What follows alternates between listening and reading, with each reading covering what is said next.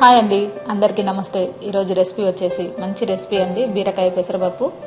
చాలా బాగుంటుంది. ఇది మసాలా కాంబినేషన్తోని మీకు రోటీలోకైనా అలాగే రైస్లోకైనా చాలా బాగా ఉపయోగపడుతుంది. మనకి లేత బీరకాయ తీసుకొచ్చుకొని చక్కగా మీరు ఇలాంటి పెసరపప్పు బీరకాయని ట్రై చేసి చూడండి, చాలా బాగుంటుంది. నేను చేసినట్టుగా చేయండి, మీ అందరికీ నచ్చుతుంది. ఓకేనా ఫ్రెండ్స్? ముందుగా మీరు ఒక అరకిలో కానీ కిలో కానీ బీరకాయలు తెచ్చుకొని పై పొట్టు తీసేసి కట్ చేసి పెట్టేసుకోండి. ఉల్లిపాయలు 2 అలాగే పచ్చిమిర్చి ఒక 5-6 తీసుకోండి. ముందుగా మీరు ఈ బీరకాయని సన్నగా కట్ చేసి పెట్టేసుకోండి. అలాగే మీరు 1 కప్పు పెసరపప్పుని వాటర్లో ఈ కర్రీ చేసే ముందు నానబెట్టేసుకోవాలి. నానిన తర్వాత మీరు బీరకాయ ముక్కలన్నిటిని కూడా ఇలా సన్నగా కట్ చేసుకోండి. ఉల్లిపాయలు 2 అలాగే ఒక 5-6 పచ్చిమిర్చి ఇలా కట్ చేసి పెట్టుకున్న తర్వాత నూనె ఆయిల్ మీరు ఒక 4-5 స్పూన్లు వేసుకోండి. మనకి బీరకాయలు ఎక్కువగా ఉన్నాయి కాబట్టి కొంచెం ఆయిల్ ఒక 4-5 స్పూన్లు పడుతుందండి. మీరు దీంట్లో ఆవాలు 1 స్పూన్ వేసుకోండి. 1 స్పూన్ జీలకర్ర, అలాగే దీంట్లో మీరు ఉల్లిపాయలు సన్నగా కట్ చేసి వేసేసుకోండి. ఇవన్నీ కూడా కొంచెం దూరగా మనకి ఫ్రై అవ్వాలండి. ఈ కాంబినేషన్ చాలా బాగుంటుంది.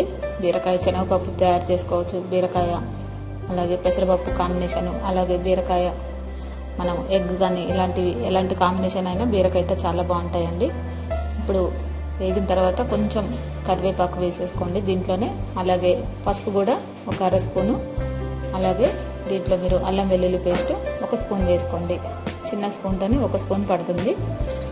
ఇవన్నీ కూడా కొంచెం పచ్చివాసన పోయేంత వరకు మనం ఫ్రై చేసుకోవాలి.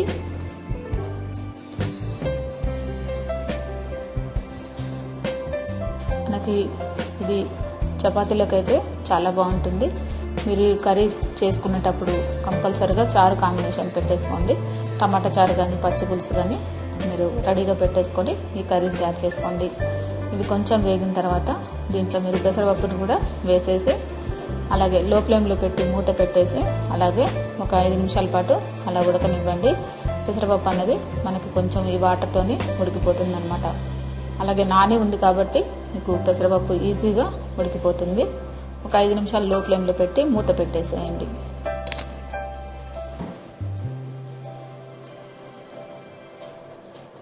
చూసారు కదా, ఈ విధంగా ఆవిరికి మనకి ఉడికిపోయింది. ఇప్పుడు మీరు దీంట్లో మనం కట్ చేసి పెట్టుకున్న బీరకాయలన్నింటినీ కూడా దీంట్లో వేసేసుకోవాలండి.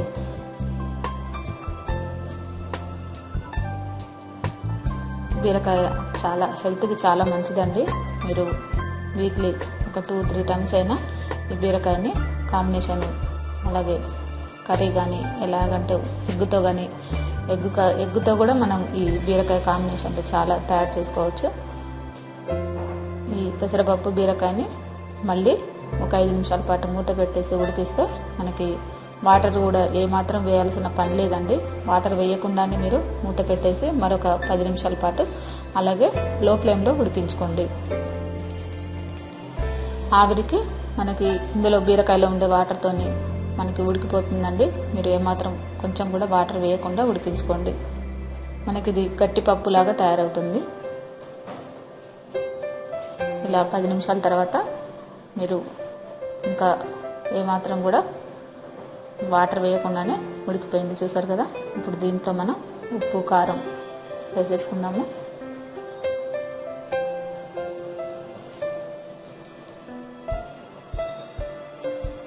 ఇది కలిపేటప్పుడు బాగా కలపకండి, ఎందుకంటే పెసరపప్పు మొత్తం మెత్తగా అయిపోతుంది. అలాగే మీరు సరిపడా ఉప్పు వేసేసుకోండి దీంట్లోనే. అలాగే కారం కూడా ఒక 1/2 స్పూన్ వేసుకోండి. మీరు కావాలంటే ఓన్లీ పచ్చిమిర్చితో కూడా మనం ఈ బీరకాయ కర్రీని ఇలా పెసరపప్పుతో తయారు చేసుకోవచ్చు. నేను కొంచెం స్పైసీ కోసం కారం వేసాను. మీరు కావాలంటే ఓన్లీ పచ్చిమిర్చితో కూడా వేసుకోవచ్చు, చాలా బాగుంటుంది. ఇలా తయారైన ఈ దీంట్లోనే మనం కొంచెం ధనియాల పొడి వేసేసుకుందామండి. మీరు స్టార్టింగ్లో వేస్తే ఏంటంటే కొంచెం మనకి బీరకాయలు ఉడకడానికి, ఒకవేళ ముదురు బీరకాయలు అయితే కొంచెం ఉడకవు, అందుకనే ఉప్పు మనం కొంచెం లేటుగా వేసాము. ముందుగా ఉడికించుకున్న తర్వాత ఉప్పు వేసాను. అలాగే దీంట్లో ఒక స్పూను చిన్న స్పూన్తోనే ధనియాల పొడి వేసుకోండి, అర స్పూను గరం మసాలా పొడి వేసుకోండి. మీకు ఒకవేళ గరం మసాలా ఇష్టం లేకపోతే అవాయిడ్ చేయొచ్చు. ఓన్లీ ధనియాల పౌడర్ మాత్రం కంపల్సరీగా వేసేసుకోండి. అలాగే దీంట్లోనే కొత్తిమీర కూడా ఒక చిన్న కట్ట వేసేసుకోండి, ఫ్రెష్ కొత్తిమీర. ఈ ఫ్లేవర్స్ అన్నీ కూడా మంచి కాంబినేషన్ అండి ఈ బీరకాయ పెసరపప్పుకి. నేను చేసినట్టుగా ఈ విధంగా మీరు ఒక్కసారి ట్రై చేయండి. దీనికి కాంబినేషన్ మాత్రం పచ్చి పులుసు కానీ లేదంటే టమాటా చారు కానీ మీరు ఏదైనా చారు కాంబినేషన్తో తీసుకుంటే ఎక్సలెంట్ సూపర్గా ఉండే ఈ బీరకాయ పెసరపప్పు అన్నది చాలా బాగుంటుంది. ఇది చపాతీలోకి అయితే ఇంకా బాగుంటుంది. ఓకేనా ఫ్రెండ్స్, మీ అందరికీ ఈ రెసిపీ చాలా ఈజీగా సింపుల్గా ఇంట్లో ఉండే వాటితోనే నేను ఎలా తయారు చేసుకోవాలో చూపించాను. ఓకేనా ఫ్రెండ్స్, మీరందరూ ఒకసారి ట్రై చేయండి, చాలా బాగుంటుంది. మీ అందరికీ నా వీడియో నచ్చినట్లయితే లైక్ చేయండి, షేర్ చేయండి, సబ్స్క్రైబ్ చేయండి. అలాగే మరిన్ని రెసిపీస్ కోసం మీరు తప్పకుండా నాకు మంచి కామెంట్ పెట్టండి. పెడితే మటుకు నేను మరిన్ని వీడియోస్ చేయడానికి ఉంటుంది. ఓకేనా ఫ్రెండ్స్, మీరందరూ సపోర్ట్ నాకు కావాలి. మీ అందరు సపోర్ట్ ఉంటే మరిన్ని వీడియోస్ కూడా నేను చేస్తాను. ఓకేనా ఫ్రెండ్స్, నాకు సపోర్ట్ చేయండి. మీ అందరికీ వెరీ వెరీ థ్యాంక్ యూ అండి.